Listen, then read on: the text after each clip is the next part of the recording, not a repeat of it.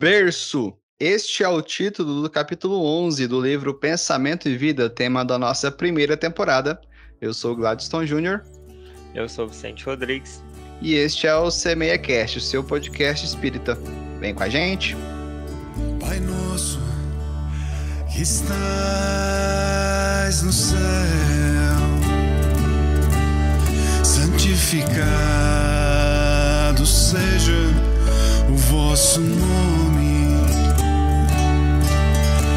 Venha a nós o vosso reino, seja feita a vossa vontade, assim na terra como no céu.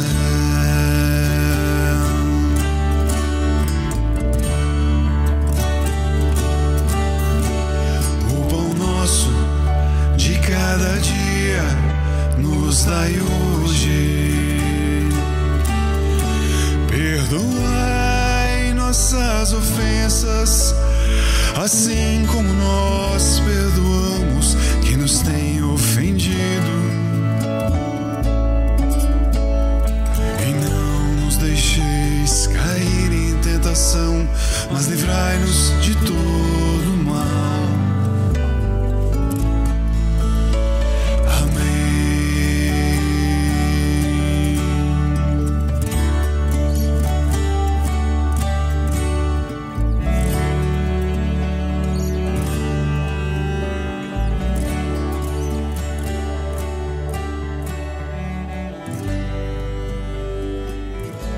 Excetuando-se os planos organizados para as obras especiais em que espíritos missionários senhoreiam as reservas fisiológicas para a criação de reflexos da vida superior entre os homens, impelindo-os à maior ascensão, todo o berço de agora retrata o ontem que passou. Vicente, explana pra gente este primeiro parágrafo do capítulo 11. Boa noite, Glaucio. Boa noite a todos. Antes de começar a entrar nesse parágrafo que você acabou de ler, eu quero só fazer uma pequena ligação aqui de uma passagem da Bíblia, onde Jesus, no caso, menciona o nascer de novo, né? Então ele diz o seguinte: na verdade, te digo que aquele que não nascer de novo não pode ver o reino de Deus. E Nicodemos pergunta: como pode um homem nascer sendo velho? Pode, porventura, tornar a entrar no ventre de sua mãe e nascer? Jesus respondeu: na verdade, te digo que aquele que não nascer da água e do Espírito não pode entrar no reino de Deus. Então, aqui, no caso de Jesus lá atrás, né, já faz uma pequena referência, né, a questões reencarnatórias. Então, aqui nesse pequeno parágrafo que você mencionou, né, das questões fisiológicas do berço, ou seja, a criança quando ela retorna, né, à nossa comunidade, ou seja, ao nosso plano físico, ele traz, igual o Emmanuel menciona aqui, reflexos do seu passado, que no momento do berço, o espírito ali está em fase de aprendizado e escuta. Então, onde ele vai observar bastante, né, o ensinamento que os pais estão passando, a disciplina por meio da transparência do dia a dia, né, a convivência, o exemplo. Então, mais para frente, conforme a criança vai desenvolvendo, esse reflexo da vida passada vai entrar em contradição com o reflexo da vida futura, ou seja, o que ele está vivenciando agora, que entre os conceitos novos, né, e baseado nesses conceitos novos vai reformular uma vida nova, né, e aonde entra um conflito muitas das vezes entre a vida atual e o passado, os meus velhos hábitos, vamos supor assim. O caminho que iniciamos em determinada existência é o prolongamento dos caminhos que percorremos naquelas que a precederam. Isso. A gente precisa ver a vida como, né, uma continuidade. Então, na existência anterior, a gente teve um certo ligamento ali por um período, né, uma existência por um período, praticamos muitas coisas, nos desenvolvendo, aprendemos, acertamos e também erramos. né? E com as existências futuras, a gente vai aprimorando, né? A tendência é aprimorar e nos corrigir, né? Se resgatar, as coisas que deixamos de fazer e auxiliar aqueles, né, que está também ao nosso auxílio.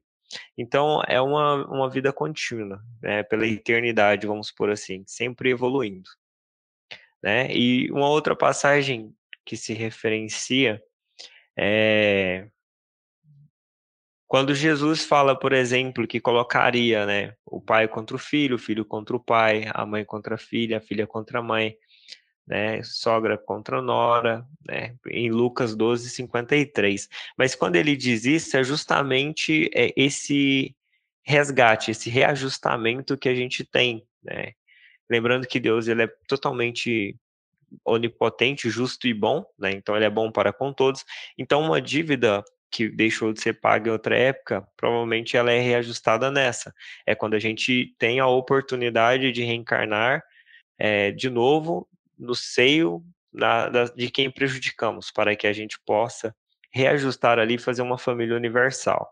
Então a sabedoria de Deus ela é muito plena, então não existe erro, não existe equívoco, né? Muitas das vezes onde a gente acha que tem um problema é porque provavelmente a gente ainda não compreendeu ou a gente não aceitou. Mas em tudo tem a sabedoria divina. Esfalfa-se a investigação científica na Terra, estudando o continuismo biológico. No caso aqui, Glass, ele fala sobre a ciência, né, que estuda muitas das vezes o comportamento do ser humano baseado né, na questão biológica, né, na genética e tal.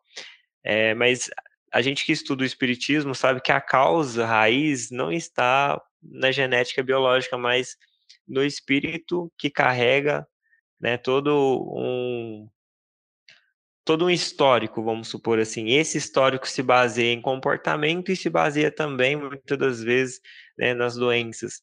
Porque no espiritismo a gente identifica que a doença ela provém do espírito. Então, o espírito, no caso o perispírito, ele é a cópia do nosso corpo físico. Então, quando o espírito está doente, vamos supor, quando a mentalidade ela não está sadia, ela irradia para o perispírito, né, algumas energias a mais, e essas energias criam algumas complicações. Então, quando a gente reencarna, o nosso corpo físico, no caso, cria a cópia dessas doenças, né? Cria a cópia dessa enfermidade que reflete no corpo físico atual, né? Por isso que Jesus sempre dizia que nós somos Deus e somos capazes de nos curar, mas essa cura, ela provém, no caso, de um equilíbrio, muitas das vezes, de reajuste mental, né? De comportamento, disciplina, auxílio, né? Auxílio tanto para nós mesmos quanto para o próximo, né? Então, a partir do momento que a gente age com humildade e vai auxiliando o próximo, a gente vai entendendo e vai recebendo, vamos supor, uma troca de energia, e essa energia vai sendo benéfica para ambos, né? Onde, por exemplo, o rancor, a mágoa, ela gera uma energia meio que corrosiva para o espírito, né? Então, como o corpo recebe essa energia, é quando muitas das vezes a gente acaba sendo influenciado de forma mais direta, né? Mas a cura de todas as doenças ela está, né, no nosso pensamento, na nossa forma de agir, de interagir e assim vai, né? Então, esse tratamento é um tratamento, vamos supor, que vai decorrendo com o tempo, não é da noite para o dia, né? Igual os espíritos dizem. Então, o planeta Terra, ele se compara muito com um hospital, né? Onde a gente vem para ser tratado e a gente recebe esse tratamento no decorrer da vida. A intenção é que a gente venha e saia daqui melhor de quando vimos. Núcleos de cromossomos e veículos citoplásmicos, fatores de ambiente e genealogias familiares são chamados pelos geneticistas a equação dos problemas da origem, e é natural que de suas indagações surjam resultados notáveis, quais sejam aqueles que tangem aos caracteres morfológicos, as surpresas da adaptação. Aqui quando ele diz, no caso, Glass, da parte dos núcleos dos cromossomos, né, conforme a gente estava falando um pouco mais atrás, no caso o espírito, ele carrega, né, todos os fatores, vamos supor, né, que vai ser passado para a matéria, baseado no perispírito.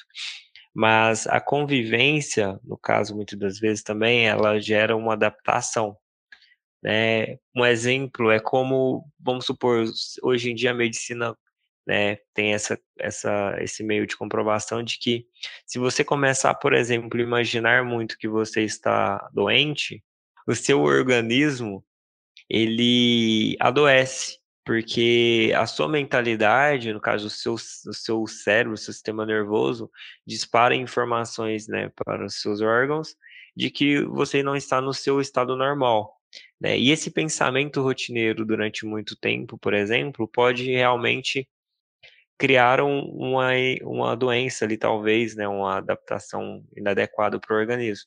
Mas nesse caso, por exemplo, não significa que foi uma coisa que veio de outras situações de vida passada, mas foi criada momentaneamente nessa encarnação, né? Então, existe fatores e fatores nessa questão. Então, quando ele diz, por exemplo, da adaptação, a influência que nós estávamos falando sobre a questão da família. Então, a família ela é muito importante para quem está no seio dela, né? Então, a gente, conforme a gente já leu mais atrás, a gente tem um poder muito grande de influenciação, né? Seja positivamente falando ou negativamente falando. E essa influenciação, se ela for aderida por quem está recebendo a influência, se ela não distinguir o eu dela, o pensamento dela da influência, ela acaba levando a influência como uma parte dela. Então é na onde os espíritos dizem, no caso, para a gente nos conhecer, né, no caso orar e se vigiar, teoricamente, para que a gente evite ao máximo de ser muitas das vezes manipulado de forma inconsciente, seja por espíritos, seja, né, por influência mesmo do meio. Então, para que a gente tenha um autocontrole sobre nós, né, sobre as nossas atitudes, e nos deixe levar pelas boas ações, vamos por assim. O cálculo da observação humana, porém, não consegue, por agora, ultrapassar o recinto externo da constituição orgânica, detendo-se no exame da conformação e da estatura, da pigmentação e do grupo sanguíneo, alusivos à filiação corpórea, já que os meandros da hereditariedade psíquica são, por enquanto, quase que integralmente inacessíveis à sondagem da inteligência terrestre. Então, Glass, hoje com o estudo que a gente está tendo, igual ele fala aqui nesse contexto sobre a observação humana, a gente percebe que a grande parte das doenças, né, ela vem da psique humana. Então, aonde a influência dos pensamentos que influenciam muitas das vezes as células, que acabam influenciando os órgãos, né, causando assim determinadas doenças. E hoje a gente percebe em pleno século que estamos vivendo que a grande maioria, né, das questões que tem relacionadas à saúde hoje são mentais, né? São questões da psique humana mesmo, né? Questões relacionadas à neurociência e tal. É que as células germinais por sementes vivas reproduzem os nossos clichês da consciência no trabalho impalpável da formação de um corpo novo. Isso. Aqui, no caso, quando ele diz, né, da formação de um corpo novo, é que a gente precisa imaginar o nosso corpo, né, como, igual a gente sabe, como se fosse um universo ali, e a célula, né, são vários trabalhadores que estão à nossa disposição. Então, os nossos comportamentos nos modelam, né, o novo corpo, vamos por assim, né? Tipo, a saúde mental desse novo corpo, que é baseado nas vontades do espírito, por assim dizer. Então, conforme a gente se equilibra, o nosso corpo vai se mantendo equilibrado. Conforme a gente vai desequilibrando, o nosso corpo vai também recebendo as influências do desequilíbrio, né, que provocamos sobre ele. Então, quando ele diz os clichês da consciência, são os pensamentos que muitas das vezes ainda montam a nossa personalidade do passado. Então, esses clichês, muitas das vezes, ainda se influenciam com mais, vamos supor, com mais vontade, né?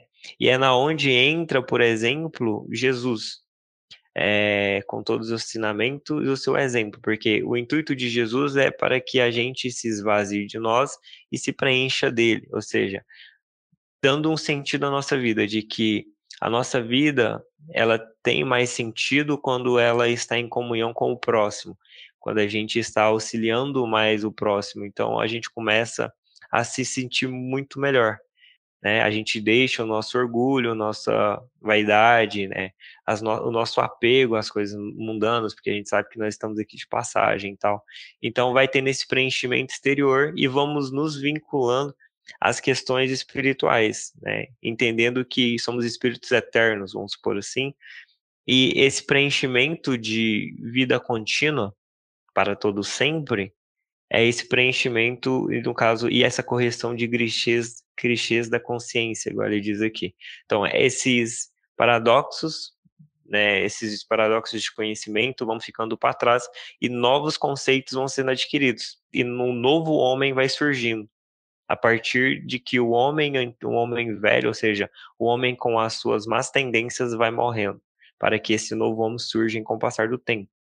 Na câmara uterina, o reflexo dominante de nossa individualidade impressiona a chapa fetal, ou o conjunto de princípios germinativos que nos forjam os alicerces do novo instrumento físico, selando-nos a destinação para as tarefas que somos chamados a executar no mundo, em certa quota de tempo. Aqui, de uma forma, né, bem simples, né, do nosso entendimento, ele fala, no caso, sobre os reflexos do corpo, né? Então, tipo, que cada situação do nosso organismo, ele tem um princípio, né, e tem um trabalho ali que é do desenvolvimento futuro do ser. Então, igual ele diz aqui a questão uterina, né, que é o reflexo dominante da individualidade, né? Então, impressiona a chapa fetal. Então, todo o corpo, como a gente já vem estudando, ele é um mundo interior de cada um, né? Então, aonde tem reflexos da sua própria individualidade, vamos supor assim. Então, existe N corpos, né, em situações diferentes, vamos supor assim, né? Então, tem as questões de doença, onde, por exemplo, o meu espírito impregna sobre o meu corpo um tipo de doença, né? Mas, de uma forma geral, né, sempre na grande maioria, não, sempre na grande maioria não existe, né? Mas sempre tem alguém que está na mesma situação de enfermidade que eu. Então, muitas das vezes não somos o primeiro, né? Então, quando um espírito, por exemplo, chega e nos diz uma solução, por exemplo, o tratamento é esse. Então, é baseado, né, espiritualmente falando, é baseado num conceito de que vários outros já passaram pela mesma situação, né, conforme a medicina atual hoje. Então, o resultado de um tratamento, ele vem baseado em estudos de várias pessoas, talvez, que já passaram por aquilo. Então, já tem um tratamento específico para aquela doença, né? Então, quando ele diz aqui, por exemplo, né, sobre nos forjam os alicerces do novo instrumento físico, é que o corpo, né, ele é um instrumento, vamos supor, igual os espíritos dizem, ele é um instrumento para a execução da tarefa do espírito. Então, é como se fosse uma máquina ali mesmo, trabalhando, né, onde a vontade predominante vem de uma força superior, de uma consciência superior, que no caso é o espírito. Nisso não vai qualquer exaltação ao determinismo absoluto, porque ninguém pode suprimir o livre-arbítrio com o qual articulamos as causas de sofrimento ou reparação em nossos destinos, dentro do determinismo relativo em que marchamos para mais altas formas de emoção e pensamento na conquista da liberdade suprema. Então, É verdade. Quando ele diz aqui sobre o determinismo, né, no caso de não ser absoluto, porque o determinismo, né, tá ligado aos fenômenos da natureza, né, ligado entre si, por rígidas relações de causalidade das leis universais. Então aqui, conforme o Emmanuel diz, né, é, ninguém pode suprimir o livre-arbítrio, né, com a qual articulamos as causas do sofrimento. Porque, no caso, o livre-arbítrio, ele que define, através das nossas ações, a causa e o efeito da vida futura, vamos supor assim, né. Então, igual ele diz da parte do determinismo, que a gente mencionou agorinha, né, reflete os fenômenos da natureza ligada entre si, por rígidas relações de causalidade e leis universais, né, então, mas dentro desse livre-arbítrio que vem as predefinições de uma vida futura, vamos supor assim, né. Aí ele diz que marchamos para mais altas formas de emoção e pensamento, da conquista da liberdade suprema. Porque quando ele diz da liberdade suprema, conforme a gente vai desenvolvendo como ser humano e moralidade, o intuito é que as doenças deixam de existir, porque conforme a gente diz, hoje a gente tem essas doenças, a gente tem essas questões que a gente passa por N problemas na nossa vida, por questões morais do nosso dia a dia, né? Então, é uma lei universal onde o único caminho, como diz Paulo, é o amor. Então, a partir do momento que a gente passa a se amar mais, passa a respeitar o próximo, passa a ser uma pessoa digna, né, uma pessoa correta perante as leis universais, não há mais necessidade de doenças, porque o espírito já vai estar sadio, né? O espírito já não mais criará o mal para si mesmo. Então, a partir dessa mudança, nós estaremos, né, livres das algemas das dores, vamos supor assim, né? Aonde será provavelmente, ou estaremos na véspera da, do reino prometido por Jesus, né? Então, quando os espíritos vêm e nos dão os conselhos, né, nos falam, no caso, que a vida continua, que é as raízes das nossas paixões que nos prejudicam, o apego e tal, é para que a gente se liberte dessas questões, para que os nossos pensamentos se equilibram e se ligam na espiritualidade superior, para que a gente respeite o nosso próximo e entenda que a vida ela é contínua, ou seja, não adianta eu prejudicar o Beltrano achando que vai ficar impune, porque cedo ou tarde a vida cobra, e nessa cobrança é o reajuste da vida futura, onde a gente se resgata, ou mesmo ou mesmo na situação presente, né? Então Deus sendo justo e bom, ele age dessa forma. Então ele nos dá o livre-arbítrio para as decisões da vida, mas sabendo de que a gente tem uma causa e temos que plantar, temos que colher, as semeaduras que fizemos, sejam elas boas ou sejam elas más, né. Mas o intuito da vida é nos libertar, tipo, o intuito de Jesus é nos libertar, mas nos libertar de nós mesmos. Pelo transe da morte física, regressamos à vida maior com a soma de realizações que nem sempre são aquelas que deveramos efetuar.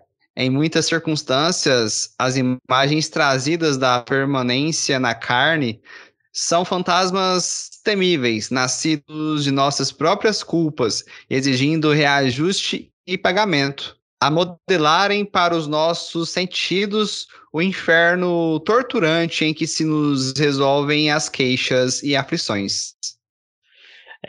Aqui nessa parte que ele diz, igual ele falou, né, a culpa muitas das vezes, né, o arrependimento e tal, ele que essas manifestações mentais, no caso esses pensamentos, esses desejos, são eles que plasmam a nossa vida, no caso terrestre, né. Eles plasmam porque o nosso pensamento fica rodeado em torno daquilo. Porque você não consegue dar saltos na vida espiritual, você não consegue, vamos supor, enganar a si mesmo e nem enganar aos espíritos superiores. Então, a vontade de reajustamento, tipo, para que você saia da situação que você está, é proposta nessa circunstância. Então, você vem com o intuito de se melhorar. Então, todos nós que estamos no planeta, né, nos planejamos uma melhora contínua antes de virmos para o planeta, tipo, na questão espiritual. E hoje viemos e lutamos para que isso aconteça. Mas, como se diz, né? É uma luta de mim para mim. Então, é uma luta de cada um para cada um. Então, essa luta, igual Jesus mesmo referencia no Jardim das Oliveiras, né, é orar e se vigiar, no caso. É porque entra minhas fraquezas do passado que eu tentei lutar, né, que eu tentei vencer, na quais eu estou hoje aqui para lutar e vencer elas. Só que essa luta ela não é fácil, né? Ela não é muito fácil de se vencer, porque aí tem a influência do mundo, tem a influência dos meus desejos, das minhas paixões, né? Tem a influência de quem ficou do lado de lá e me persegue. Então são N fatores que envolvem. Mas se a gente tiver ligado a Jesus, a gente consegue vencer. Tudo depende de nós mesmos, né? Nos apegarmos a Deus, a Jesus, né? E a espiritualidade, né? Então, as religiões, por exemplo, o intuito delas é tentar ajudar o ser humano, né, a reerguer.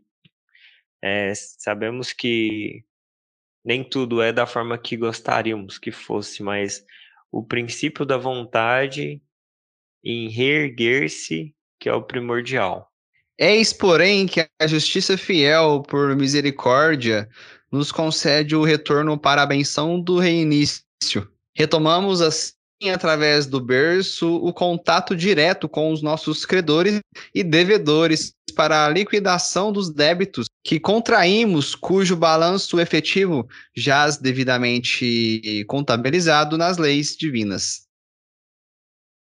E aqui ele vem falando que a gente mencionou lá no começo, né? Que Jesus também referenciou, que a gente passou no começo do capítulo, né? Onde Jesus, na sua sabedoria, né? As leis universais, coloca credor, né? E devedor ali, para que possam se reconciliar da melhor forma possível, né? Então, o intuito da vida é esse reajustamento, esse perdão, né? É necessário perdoar, porque sem perdão a gente não consegue amar, porque a gente trava.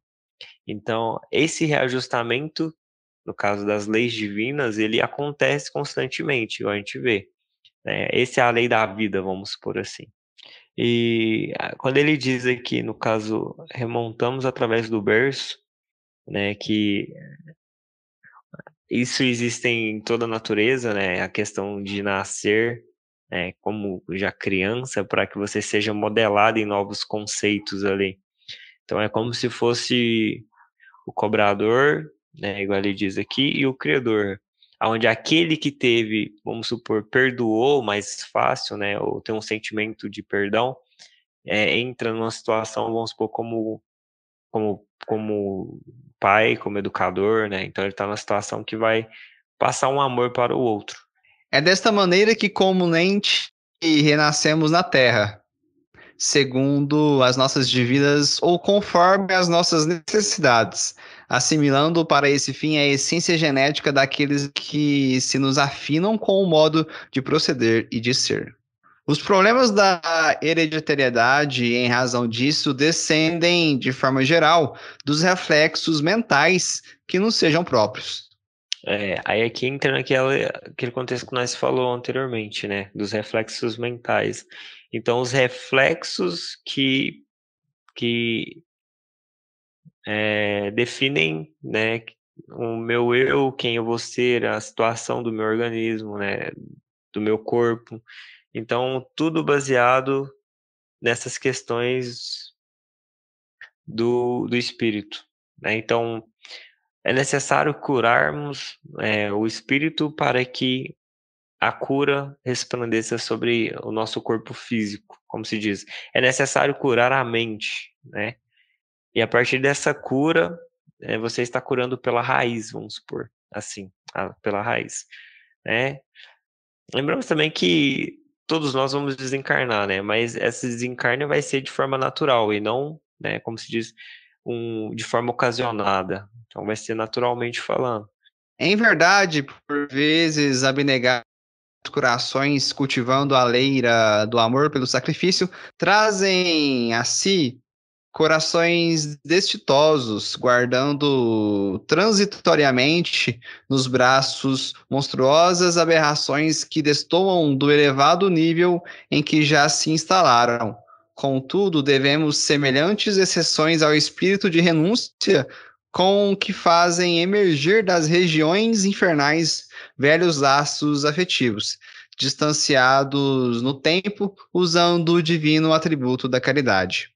Isso, aqui ele fala, né, no caso, que tem as questões de resgate, mas também tem as questões, né, da família que, por caridade, né, recebe um espírito ali para que ele possa reajustar, né, que eles consigam auxiliá-lo nessa reencarnação que ele vai ter, né, nessa conduta de vida.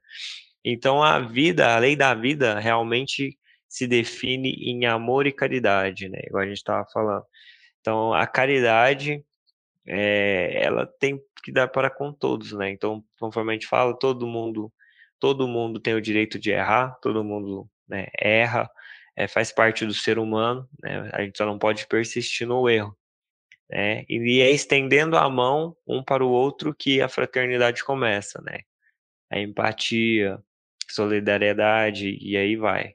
Esses conceitos de solidariedade que definem a nossa conduta moral no decorrer do caminho, né? Então, igual a gente já mencionou já atrás, no começo talvez é uma coisa forçada, né? Aquela coisa que eu faço, não tenho vontade, mas depois de um bom tempo ela se torna uma conduta boa. E é necessário que ela seja uma conduta, que ela tenha valor, né? A caridade precisa ter valor, ela precisa ser sentida, né? Aquele sentimento de gratidão que é distribuído pelo outro e te preenche, né, por completo.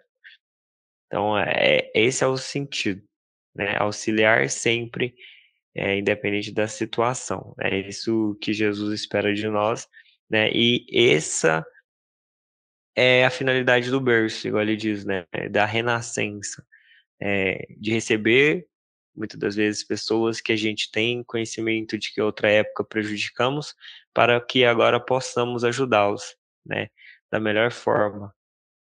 Então, essa é a sabedoria divina.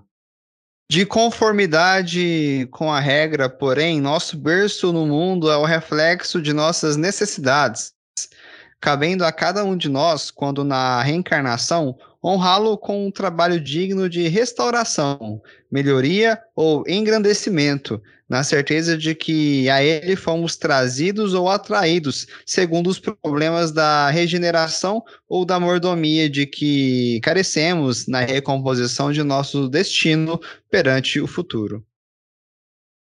É isso daí. Então, aqui quando ele diz, né, então é realmente honrar, no caso, ensinar aquele espírito, né, os conceitos da vida, que é o trabalho digno, né, um ser humano bom, de bem, um ser humano de bem, e que esteja ativamente contribuindo para o próximo, né? Dessa forma, o espírito que está ali vai te olhar com carinho e vai ter um respeito por você, né? Como o pai, e no caso, como realmente um tutor. Então, e assim, se for no caso, igual ele diz, que são N casos, mas se for um caso, por exemplo, de dívidas passadas, a dívida é reconciliada, né? Com o tempo ali, após o trabalho. E pode ser também, no caso, um auxílio que você está dando, uma caridade, que você está recebendo alguém, né, que por algum motivo talvez não foi concebido por outra família, porque rejeitou e tal. Entra no caso também da adoção, né? Então, existe N maneiras de poder auxiliar, né? E esse auxílio que vai fortalecendo a questão da caridade, conforme é esperado por nosso Senhor Jesus Cristo, né? Dando oportunidade aos espíritos para que possam também se reiterar na sua conduta moral. Muito bem. Este foi o capítulo 11 do livro Pensamento e Vida. Se você ouve a gente através do Spotify, não se esqueça de nos dar 5 estrelinhas para que possamos nos engajar lá cada vez mais no aplicativo. Também ative as notificações para toda vez que a gente lançar um episódio novo. Se você ouve a gente através do YouTube, não se esqueça de curtir os nossos vídeos, de se inscrever em nosso canal. E também você pode encontrar a gente lá no Instagram, @CMEcast. Novos episódios no Spotify todas as sextas-feiras às 18 horas e no YouTube todos os sábados às 12 horas, meio-dia. Obrigado pela sua companhia. Até a próxima. Tchau, tchau. Pai nosso, que estás no céu, santificado seja o vosso nome. Venha a nós o vosso reino, seja feita a vossa vontade, assim na terra como no céu.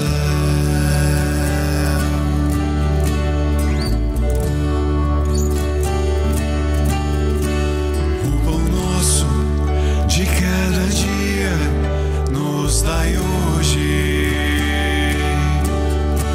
perdoai nossas ofensas, assim como